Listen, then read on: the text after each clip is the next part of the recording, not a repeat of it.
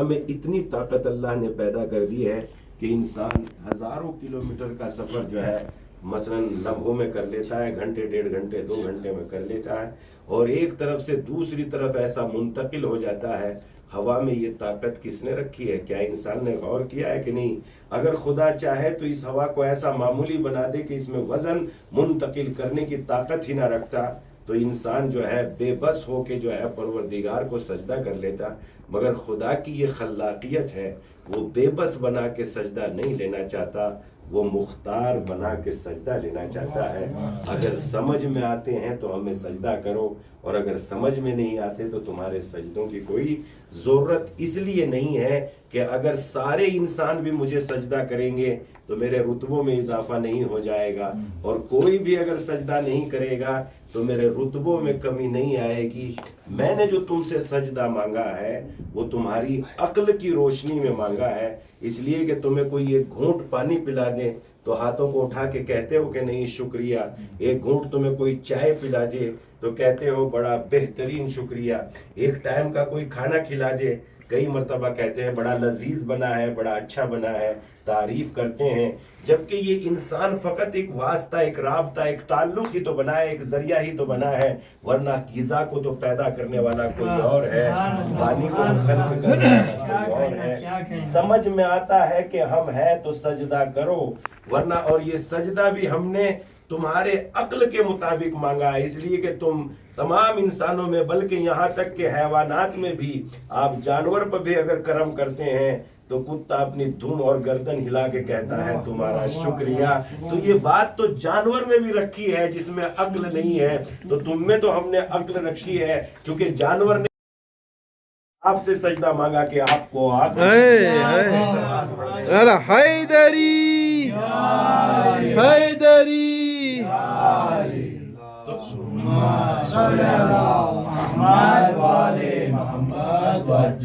تو اس لیے ہم نے آپ سے اس لیے سجدہ مانگا ہے کہ ہم نے آپ کو عقل کا زیور دیا ہے، عقل کی نعمت عطا کی ہے، اور یہ ساری نعمتیں آپ کی خدمت کر رہی ہیں الحمدللہ۔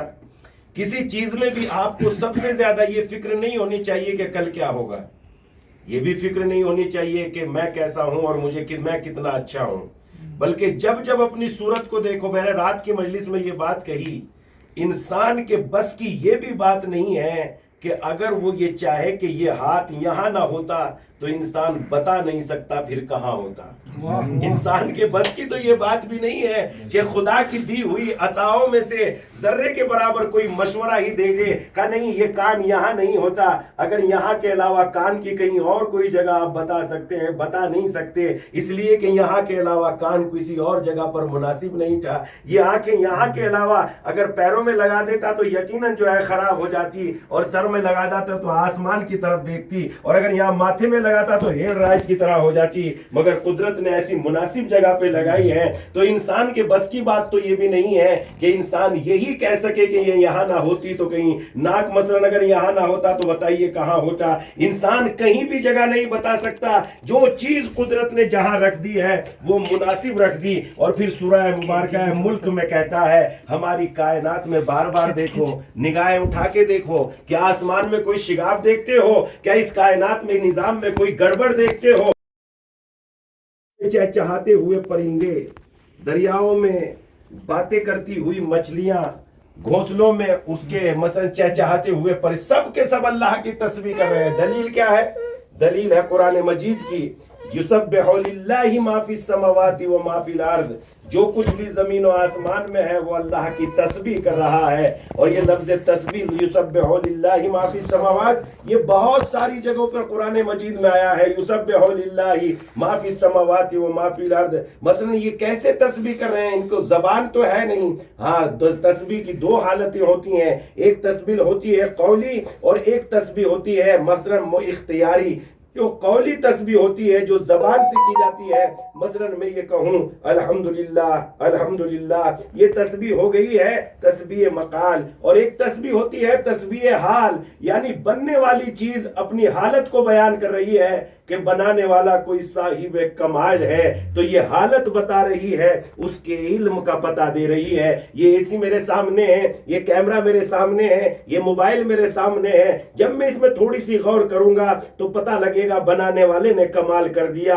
یہ بول نہیں رہا مگر یہ اپنا کام انجام دے کے اپنے بنانے والے کی جو ہے تعریف کر رہا ہے۔ تو اس کا مطلب یہ ہوا کہ ہر بنی ہوئی چیز بننے والے کی تعریف کرتی ہے۔ تو ایک یہ تسبیح جو زبان سے ہوئی اس کی کوئی بڑی حیثیت نہیں ہے، اس میں تو دھوکہ بھی ہو سکتا ہے، ریاکاری بھی ہو سکتی ہے، اس میں جھوٹ بھی ہو سکتا ہے۔ ہم نے بچے سے پوچھا صبح میں نماز پڑھی؟ ہاں بابا پڑھی، جبکہ اس کی آنکھ نہیں کھلی تھی، وہ ہمارے خوف میں کہہ دیتا ہے ہمارے پاس پکڑنے کا کوئی آلہ نہیں ہے۔ مگر جو ہے ہم نے بچے سے پوچھا بیٹا آپ کی آنکھیں سرخ کیوں ہو رہی ہے، آپ رات میں سوئی نہیں کا؟ وہ یقیناً نہیں اگر کہے گا بھی ہاں ہم سوئے ہیں، مگر اس کا مزگلا چہرہ ہمیں بتا دے گا یہ بچہ رات میں سو نہیں پایا ہے۔ اس کا مطلب یہ ہے کہ ایک تسبیح حال ہوتی ہے اور ایک تسبیح مقال۔ تو ہر بنی ہوئی چیز حالت بیان کر رہی ہے کہ میں کسی بنانے والے کی جو طاقت ہوں، اس نے مجھے بنایا ہے۔ اور اس وقت تو حیرت میں اضافہ ہو جاتا ہے جب جو ہے کئی سو فٹ کا پہاڑ اور اس پر یوں لٹکا ہوا درخت جو اعلان کر رہا ہے، جبکہ ہر جھکی ہوئی چیز گر جاتی ہے اونچائی سے، مگر پہاڑوں پہ درخت کو روک کے بنا رہا ہے، کسی قدرت نے بنا دیا ہے، جس نے جو بنایا با کمال بنایا۔ ایک صلوات پڑھنے محمد و آل محمد۔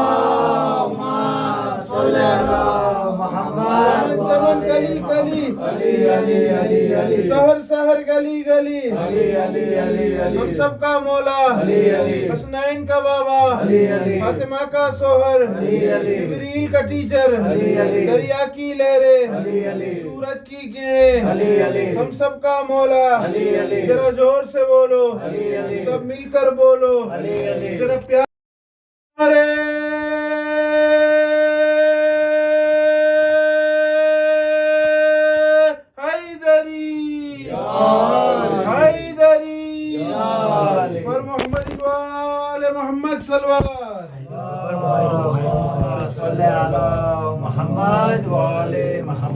پھر اس کے بعد سورہ مبارکہ ملک میں اللہ نے ارشاد فرمایا اڑتے ہوئے پرندوں کو دیکھو۔ ارشاد ہوتا ہے بتاؤ تو صحیح انہیں آسمانوں میں تم نے روک رکھا ہے یا ہم نے روک رکھا ہے؟ انہیں آسمانوں میں اڑنے کی یہ طاقت کس نے دی ہے کہ یہ اپنے پروں کو کھول کے آسمانوں میں اڑ رہے ہیں اور اپنا رزق حاصل کر رہے ہیں؟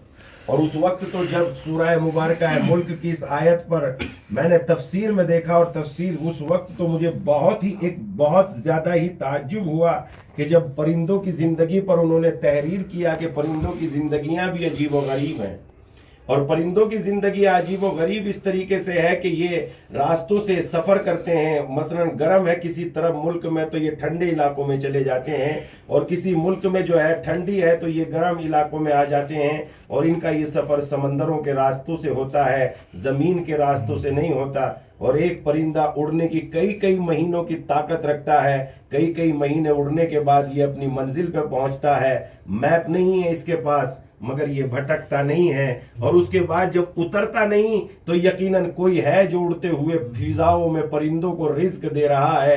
ذرا آپ غور کریں، جو اڑتے ہوئے پرندوں کو رزق دے رہا ہے وہی تو ہمارا خالق و مالک ہے۔ اسی لیے وہ کہہ رہا ہے کہ اگر سمجھ میں ہوں عقل کے مطابق مجھے سجدہ کرو، اگر عقل میں آ رہا ہوں۔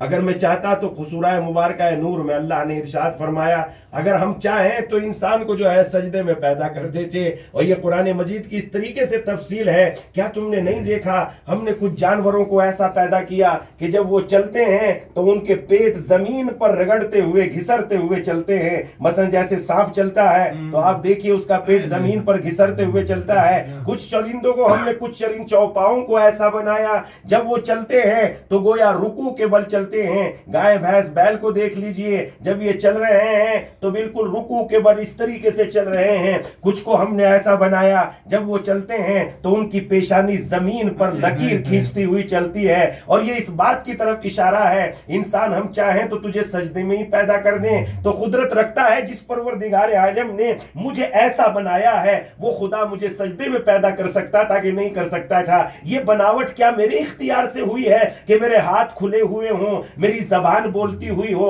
मेरी आंखें खुली हुई हो, मेरा कान सुनने वाला हो, मेरा दिमाग सोचने वाला हो, मेरे हाथों पैरों में हरकत हो। ये बनावट पे मैं खुद मुख्तार था? क्या अपनी बनावट बना सकता था? क्या जैसा मैं चाहता वैसा मैं अपने आप को बना सकता हूं? ये हरगिज नहीं। मुझे तो पता भी नहीं था मैं कौन हूं और किसके सुल्ब में हूं और किसके रहम में हूं। मुझे तो इतनी खबर ना थी। जब खालिक ने मुझे पैदा कर दिया उसका तो एहसान ये है, वो किसी भी सुल्ब में मुझे रख देता, किसी भी रहम में मुझे रख देता। उसे कुदरत है कि नहीं है, वो किसी भी सुल्ब में मुझे रख देता। वो किसी का भी बाप, मुझे जो है मेरा बाप किसी को भी बना सकता, मगर उसका एक सजदा इसलिए मुझ पे वाजिब हो जाता है, उस सुल्ब में रखा जिसके सीने में विलायत अली पहले से मौजूद थी। क्या कहना, सुभान अल्लाह। जिसके सीने पे मातम हुसैन के निशान पहले से मौजूद थे। एक सलवात पढ़ दे मोहम्मद वाले मोहम्मद पर।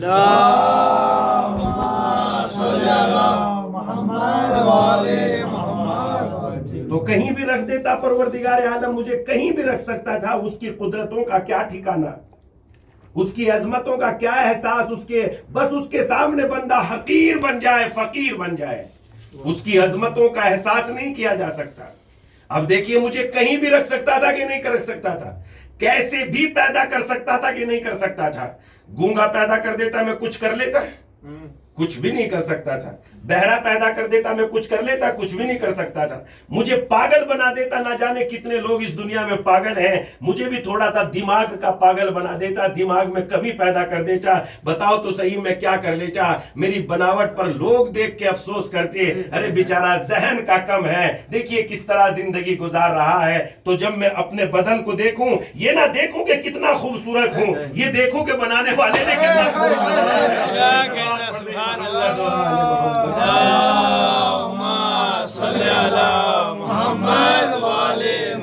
हसनैन का बाबा, ज़ैनब का बाबा, काबे में विलादत, मस्जिद में शहादत। जरा जोर से बोलो, सब मिलकर बोलो, जरा प्यार से बोलो। जमजम का पानी, मन कुन तो मौला, मन कुन तो मौला। तू कब्र के बाहर जो कर ले तेरी कब्र के अंदर, तेरी कब्र के अंदर। नारे हैदरी। बनाने वाले ने क्या खूब बनाया, ये अपनी बनावट पर जरा सा गौर करे कि बनाने वाले ने क्या खूब बनाया। और फिर उसके बाद मसलन कोई अपने पास कोई ताकत ही नहीं है कि उसका शुक्रिया अदा कर सके। बेशक बेशक। कोई लफ्ज ही नहीं है, अपने पास कोई लफ्ज नहीं है। ये तो उसका कमाल है कि उसने मुझे सिखा दिया कहो अल्हम्दुलिल्लाह रब्बिल आलमीन। ये उसी का कमाल है कि उसने मुझे ये ताकत दे दी और नबी को भेज दिया, ए नबी ने नमाज पढ़ने और सलीका इबादत सिखा दो, वरना इनके पास ऐसी ताकत नहीं है कि ये मेरी हम्द कर सके, ये मेरी सना कर सके।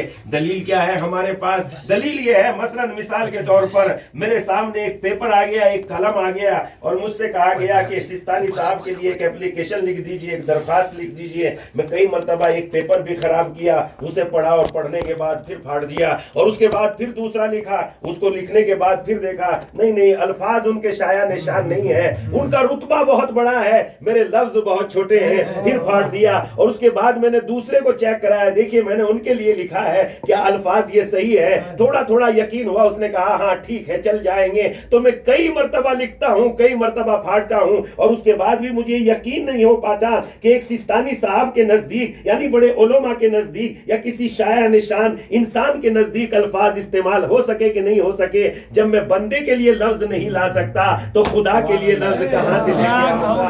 ये तो मालिक का एहसान था कि उसने मुझे ये सिखाने के लिए, ए पैगंबर इन बंदों को जाके सिखा दे कि मेरी हम्द कैसे होगी, मेरी सना कैसे होगी। नबी आए और उन्होंने आके हमें सिखाया और कहा नमाज को ऐसे पढ़ो जैसे मुझे पढ़ते हुए देख रहे हो। और उन्होंने तकबीरतुल इहराम बताया, उन्होंने रुकू बताया, उन्होंने सजदा बता दिया, उन्होंने क़याम बता दिया, उन्होंने मुझे क़िरात बता दी। खुदा की कसम मैं तो उसकी हम्द एक लफ्ज भी नहीं कह सकता था अगर नबी मेरा हाथ पकड़ के मालिक की बारगाह में न लेके आते। नबियों ने मेरा हाथ पकड़ लिया और फिर उसके बाद जब अल्लाह ने मुझ पे जो है हम्द व सना का तकाजा किया और मैं हम्द व सना करने लगा, पैगंबर ने क्या मुझे सिखाया? ये जो पहले आप तकबीर कहेंगे ये होगी तकबीरतुल इहराम یعنی اس کا مطلب یہ ہوگا جو تم میں غیر تکبیرۃ الاحرام کے باہر جو چیزیں جائز تھی اب وہ ساری چیزیں حرام ہو گئی، اسی لیے تو اسے تکبیرۃ الاحرام کہتے ہیں۔ یعنی پہلے آپ ایسے دیکھ سکتے تھے مگر نماز میں نہیں دیکھ سکتے، پہلے آپ بول سکتے تھے مگر نماز میں نہیں بول سکتے، پہلے آپ گفتگو کر سکتے تھے مگر نماز میں اتنی ہی بات کریں گے جتنا نماز میں واجب کرا حمد و ثنا، دوسری باتیں نہیں بول سکتے۔ اس کے بعد جو ہے پھر میں نے تکبیرۃ الاحرام کہا، اور تکبیرۃ الاحرام کہنے کے بعد یعنی اس کی ثنا، اس کی حمد کے لیے میرے پاس الفاظ نہیں ہے۔ میں کتنا چھوٹا ہوں، میں کتنا فقیر ہوں، میں کتنا نادان ہوں، میں کتنا تنگ دست ہوں، میں کتنا غریب ہوں کہ اپنی مالک کی حمد و ثنا کے لیے میرے پاس لفظ نہیں ہے۔ مجھے کہا تکبیر کہو، اس کی حمد بیان نہیں ہو سکتی، نماز میں بھی اس کی حمد مکمل نہیں ہو سکتی۔ اس سے مجھ سے کہا کہو تکبیر، میں نے کہا اللہ اکبر، اور جب میں نے کہا اللہ اکبر اس کے بعد مجھے کہا سورہ حمد پڑھیے، بسم اللہ پڑھ کے میں نے سورہ حمد پڑھا، دوسرا سورہ پڑھیے، دوسرا سورہ پڑھنے کے بعد اگر اس کی حمد مکمل ہو جاتی تو اب تکبیر نہ کہتا رکوع میں جانے کے لیے، مگر پھر مجھ سے کہا اب پھر تکبیر کہو۔ تکبیر کا مطلب کیا ہے؟ یعنی جو تم نے کہا ہے خدا اس سے بھی بڑا ہے۔ میں یہ کہہ کے سجدے میں گئے، رکوع میں گیا، اور رکوع میں جانے کے بعد میں نے کہا سبحان ربی العظیم و بحمدہ، کہا کھڑے قیام میں ہو جاؤ، پھر کہو تکبیر۔ تکبیر کا مطلب کیا ہے؟ تم نے جو کہا ہے خدا اس سے بھی بڑا ہے۔ میں سجدے میں چلا گیا، شاید اب اس کی حمد پوری ہو جائے گی، مگر میں نے 2 سجدے کیے، کہا سجدے سے سر اٹھانے کے بعد پھر کہو تکبیر۔ اگر سجدے میں اس کی حمد مکمل ہو جاتی تو تکبیر نہ کہلواتا، تکبیر کہلوا کے بتایا خدا اس سے بھی بڑا ہے۔ 1 رکعت تمام ہو گئی، 3 پڑھ رہا تھا یا 4 پڑھ رہا تھا، چاروں کی چاروں تمام ہو گئی، مگر حمد مکمل نہ ہو سکی۔ اگر مکمل ہو جاتی تو نماز تمام کرنے کے بعد نہ کہتا اب پھر کہو 3 مرتبہ تکبیر، اللہ اکبر اللہ اکبر اللہ اکبر، یعنی خدا اس سے بھی بڑا ہے، خدا اس سے بھی بڑا ہے، خدا اس سے بھی بڑا ہے۔ تو بندہ تو اس کی حمد نہیں کر سکتا۔ میں کتنا چھوٹا ہوں، میں کتنا فقیر ہوں، بڑا میں کب ہونا چاہتا ہوں، بڑا میں کب بن جاؤں گا۔ ایک قطرے کے دل میں، ایک پانی کے دل میں، ایک قطرے کے دل میں یہ خیال آیا مجھے قیامت تک رہنا ہے تو اسے کیا کرنا چاہیے؟ اسے یہ کرنا چاہیے کہ سمندر سے مل جائے۔ جب تک سمندر زندہ ہے، قطرہ زندہ ہے، میں تو نہیں حمد و ثنا کر سکتا، تو میں ایسے لوگوں سے مل جاؤں جنہوں نے نوک نیزہ پر حمد کی، جنہوں نے سجدہ کرتے ہوئے سجدے میں جان دے دی۔ جب تک ان کا ذکر رہے گا تب تک میں زندہ رہوں گا۔ ایک صلوات پڑھ دیں محمد صلی علی محمد وآل محمد وعجل فرجہ۔ تو میں ایسے لوگوں سے مل جاؤں، میں ایسے حمد و ثنا کرنے والوں سے مل جاؤں، جب میں اپنے آپ کو ان سے مس کر لوں گا، ان سے مل جاؤں گا، تو جب تک وہ باقی ہے میں باقی ہوں۔ اور وہ کب تک باقی ہے؟ جب تک خدا کی خدائی باقی ہے۔ اور خدا کی خدائی کو کوئی آنچ نہیں ہے، خدا کی خدائی ہمیشہ باقی ہے، لہذا ہم اس کی حمد و ثنا نہیں کر سکتے۔ اس نے کیا کیا دولتیں دی ہیں، کہاں انسان غور ہی نہیں کر سکتا۔ امام جعفر صادق علیہ السلام نے ابو حنیفہ سے معلوم کر لیا، ابو حنیفہ بتاؤ اللہ نے یہ ماتھے پہ شکن کیوں پیدا کی ہے؟ آپ بتائیے کیوں پیدا کیے؟ نہیں جانتا بندہ۔ اگر مولا کی باتیں ہم تک نہ پہنچتی تو لطف ہی نہ بنتا زندگی میں۔ ابو حنیفہ نے کہا کہ نہیں جانتے۔ امام نے فرمایا چونکہ آنکھ بہت زیادہ قیمتی ہے، کہیں یہ سر کا پسینہ بہ کے سیدھا آنکھ میں نہ چلا جائے، اللہ نے اس لیے پیشانی پر یہ لکیریں کھینچ دی۔ جب ہم دیکھتے ہیں تو پیشاب پسینہ آتا ہے تو پیشانی پہ سے تھوڑا پسینہ ادھر کو نکل جاتا ہے اور تھوڑا پسینہ ادھر کو نکل جاتا ہے۔ جس کی ایک لکیر بھی، معمولی سی ایک لکیر بھی بے مصلحت کے نہ ہو، اس کا پورا وجود کیسے بے مصلحت ہو سکتا ہے؟ ایک لکیر بھی جس کی بغیر مصلحت کے نہیں، تو بندہ کہاں اس کی حمد و ثنا کر سکتا ہے؟ بندہ کہاں اس کی تعریف کر سکتا ہے؟ اس لیے بندے کو چاہیے کہ حمد و ثنا میں لگا رہے، اور اس کے بعد بھی جب انسان نماز پڑھتا ہے غرور نہ کرے، تکبر نہ کرے۔ کوئی اگر نیکی میرے ہاتھوں سے ہو جائے تو تکبر نہ کرے، غرور نہ کرے۔ جو خدا نے دے دیا اللہ کی بارگاہ میں سجدہ کر کے لے لیا، جو مل جائے، جو دے دے مالک اس کا احسان ہے۔ کوئی بھی چیز اس دنیا میں ایسی نہیں ہے جس پہ غرور۔ کوئی ایک چیز بتائیے جو اکڑنے کی ہو۔ زندگی، ارے پتہ نہیں رات گزرے گی کہ نہیں گزرے گی۔ زندگی پتہ نہیں رات گزرے گی کہ نہیں گزرے گی۔ خدا کی قسم یہ زندگی اکڑنے کی چیز نہیں ہے، تکبر کی چیز نہیں ہے۔ अगर जिंदगी अकड़ने की चीज है, पता नहीं रात गुजरेगी कि नहीं गुजरेगी। कितने लोग हैं जो रात में अच्छे सोते हैं, सुबह में मुर्दा उठते हैं। तो काहे पे अकड़े, काहे पे गुरूर करें, किस पर? इसके अलावा फिर और बताइए क्या चीज ऐसी है जो गुरूर के काबिल है? कोई सी एक चीज इस दुनिया में गुरूर के काबिल कोई चीज नहीं है। कोई चीज, किसी चीज पे आप भरोसा ही नहीं कर सकते। दवाई शिफा दे सकती है बीमार को? नहीं। एक आलिम दीन से मालूम किया, ये बताइए तौहीद की दलील क्या है? उन्होंने कहा तौहीद की दलील सबसे बड़ी यह है, जो तबीब है, जो डॉक्टर है, वही मरीज भी है। यानी उनके कहने का मतलब यह है, अगर कोई हार्ट यानी दिल का स्पेशलिस्ट है तो उसे हार्ट के मर्ज में तो नहीं मरना चाहिए, मगर देखा यही गया है कि दिल का डॉक्टर भी दिल के मर्ज में मर जाता है। एक सलवात पढ़ते हैं मोहम्मद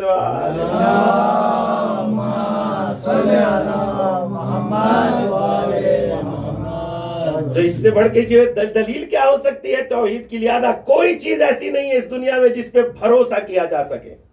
कोई भी चीज, माल, औलाद, औलाद भी भरोसे के लायक नहीं।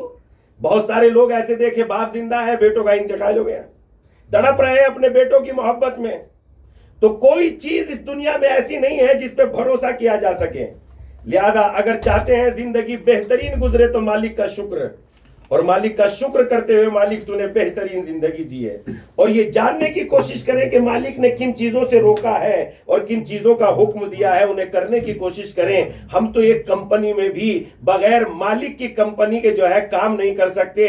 हमने आपसे ये कहा, आप हमारी कंपनी में काम कर रहे हो? कहा जी हाँ बिल्कुल कर रहा हूं। कहा देखिए आपकी जिम्मेदारी ये है, आप यहां से दाखिल होंगे, यहां से निकलेंगे। मगर मैं वहां से निकलने लगा, एक रोज उन्हें पता लग गया तो वहां से निकल रहे हैं, क्या कहेंगे? नहीं, आप हमारी कंपनी के लायक नहीं है। जरा गौर करें, जब हम एक मालिक की मर्जी के बगैर कंपनी में काम नहीं कर सकते तो ये सारी कायनात में अगर मालिक की मर्जी के मुताबिक, और अगर मालिक की मर्जी के मुताबिक हम कंपनी में काम करेंगे तो हमारा प्रमोशन भी होता है, हमारी सैलरी भी बढ़ती है कि नहीं? मालिक के नजदीक हो जाते हैं और बहुत नजदीक हो जाते हैं। तो हम जरा गौर करें, जब हम मालिक के नजदीक होते हैं तो मालिक की बात मानना जरूरी है। मुखालिफत तो करीब रिश्तेदारों को भी दूर कर देती है। जब मुखालिफत करीबी रिश्तेदारों को भी दूर कर सकती है, बस यही निजाम कायनात का है। अगर चाहते हो कि खुदा के से दूर हो जाओ तो उसने जहां से रोका है उसे अंजाम दो। अगर चाहते हो कि खुदा के करीब हो जाओ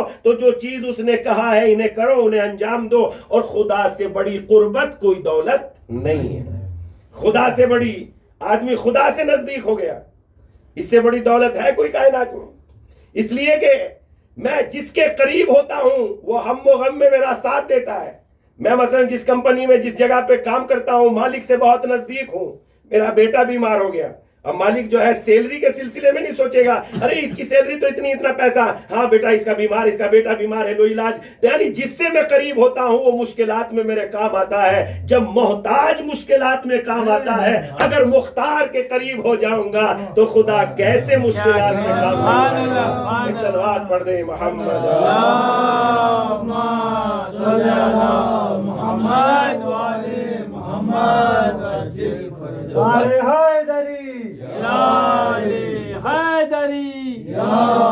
चमन चमन कली कली, चमन चमन कली कली, नगर नगर गली गली, नर हैदरी। तो इस एतबार से जो है इंसान को जो है अल्लाह की दी हुई नेमतों में गौर करनी चाहिए कि खुदा ने क्या क्या नेमतें दी हैं। फिर असबाब दिए, हालात दिए, माँ बाप दिए, भाई बहन दिए। अगर चाहता कि मैं उनके नजदीक ना हूं तो मेरे दिल में नफरत पैदा कर देता है, मगर अल्लाह ने भाई बहनों की, दोस्तों की, क़राबतदारों की, अल्लाह ने मेरे दिल में मोहब्बत पैदा की। ये मोहब्बत कोई मामूली चीज़ नहीं है। मोहब्बत से बड़ी दौलत कुछ भी नहीं है। खुदा की कसम, मोहब्बत जानवर भी जानते हैं मोहब्बत। मैं खेडूत का बेटा हूँ, काश्तकार का बेटा हूँ। जानवरों के ऊपर घास और चारा डालने के बाद अगर उनके पास हाथ फेर दिया करते थे, उनके सर पे और कमर पे ऐसे करके हाथ रख दिया करते थे, तो वो भी यूं करके गोया इस्तिकबाल करते थे कि हम आपके ममनून करम हैं, हम आपके शुक्रगुजार हैं। तो मोहब्बत की ज़बान तो जानवर जानता है, परिंदे जानते हैं।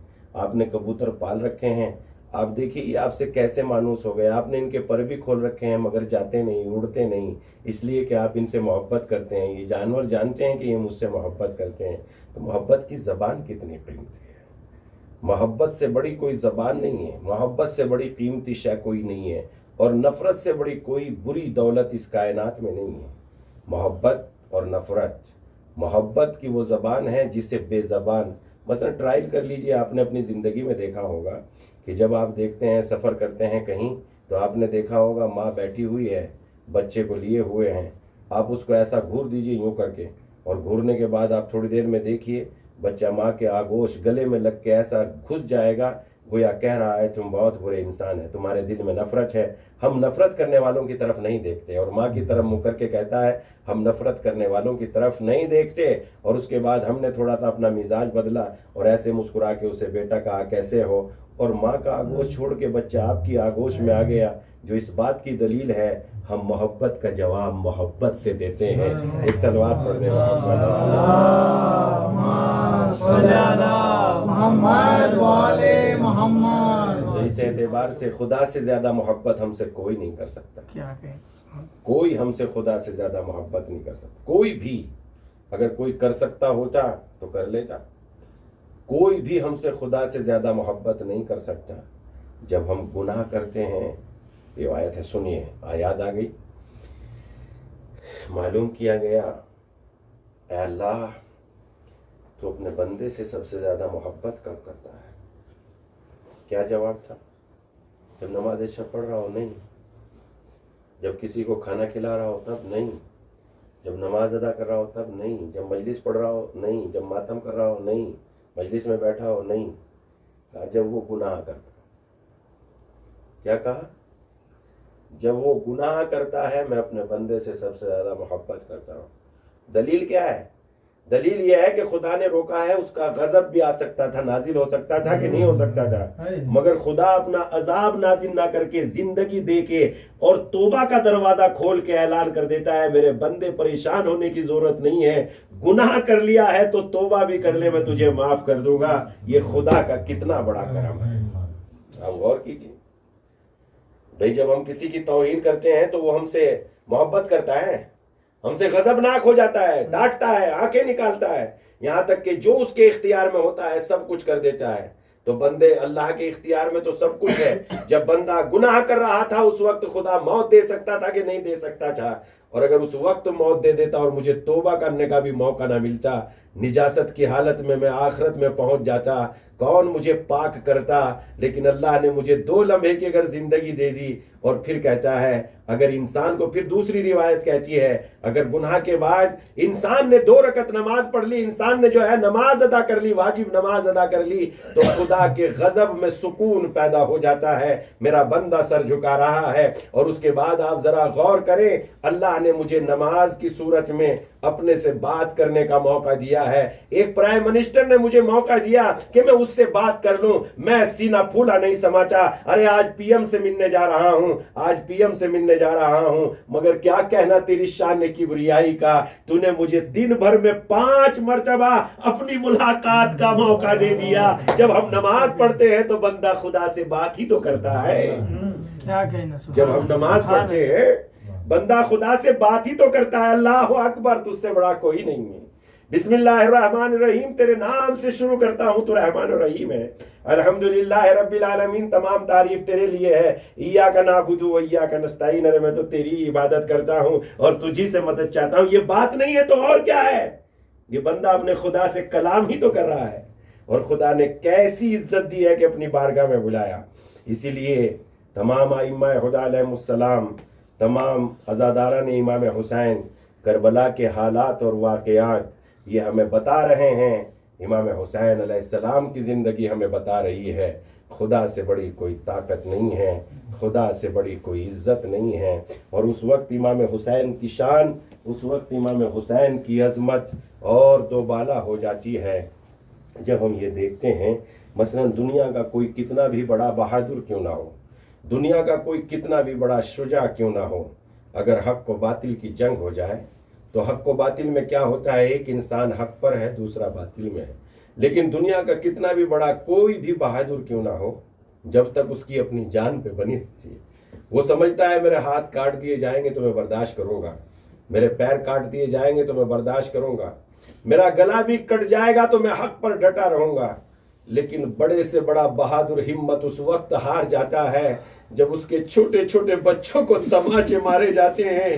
مگر کیا کہنا حسین ابن علی کا، ارے حسین ابن علی سب جانتے تھے میرے بعد میری عورتوں کو اسیر کر لیا جائے گا، ناموس کربلا کو اسیر کر لیا جائے گا، حسین کے ناموس کو اسیر کر لیا جائے گا، اور میری چھوٹی سی سکینہ، جناب سکینہ کے رخساروں پر تماچے مارے جائیں گے۔ یہ ظالم کتنے برے تھے لفظوں میں بیان نہیں کیا جا سکتا، خدا کی قسم، اس لیے کہ ہم نے اپنی زندگی میں دیکھا جب کسی ماں کا چھوٹا سا بچہ مر جاتا ہے تو ہم اس کے کپڑے بھی چھپا دیتے ہیں۔ ارے کہیں ماں چھوٹے سے بچے کے کپڑے نہ دیکھ لے، اس لیے کہ تڑپ جائے گی، اس لیے کہ بہت روئے گی۔ مگر یہ ظالم کتنے برے تھے، اس لیے کہ روز عاشور، جب روز شام غریبہ کے بعد، روز عاشور کے بعد انہوں نے اپنے سروں کو گننا شروع کیا اور کیا کہتے جاتے تھے، ارے ہم نے تو 72 لوگوں کو شہید کیا ہے، یہ تو 71 سر ہے، ایک سر کہاں چلا گیا؟ اس کے بعد ان کی عقل کھلی اور انہوں نے کہا یقیناً امام حسین اس چھوٹے سے بچے کو جسے ہاتھ پہ لے کے آئے تھے شاید زمین کربلا میں دفن کر دیا۔ ارے پسر سعد نے حکم دیا لابے لابے نیزے لے لو۔ یہ ظالم زمین میں نیزے مارتے جاتے تھے، مادر خیمہ سے دیکھ رہی تھی، اور ایک مرتبہ ایسا بھی ہوا، ارے جناب رباب دیکھ رہی تھی اور ایک ظالم کے نیزے میں لپٹی ہوئی علی اصغر کی میت آ جاتی ہے، ارے مادر خیمہ سے دیکھ رہی ہے، ظالم اس کا سر کاٹتا ہے، ماں تڑپنے کے علاوہ کیا کر سکتی ہے؟ اے میرے بیٹے اصغر، ارے سب کوئی ایک مرتبہ قربان ہوا، بیٹا تجھے 2 مرتبہ شہید کر دیا گیا، 2 مرتبہ قتل کر دیا گیا۔ الا لعنت اللہ علی قوم الظالمین وسيعلم الذين ظلموا أي منقلب ينقلبون۔ پروردگارا تجھے واسطہ محمد و آل محمد کا، ہمیں تیرا شکریہ ادا کرنے کی توفیق عنایت فرما۔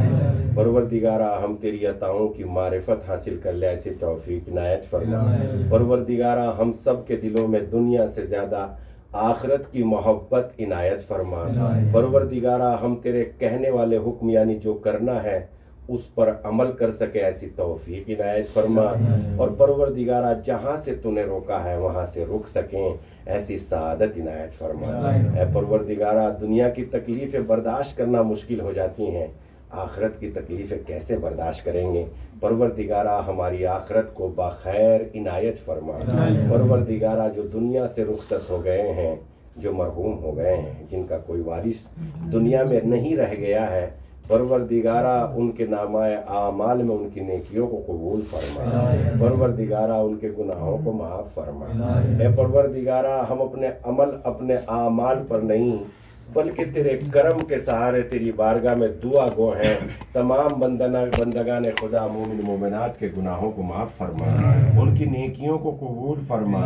پروردگارا قبر کو نورانی عنایت فرما، برزخ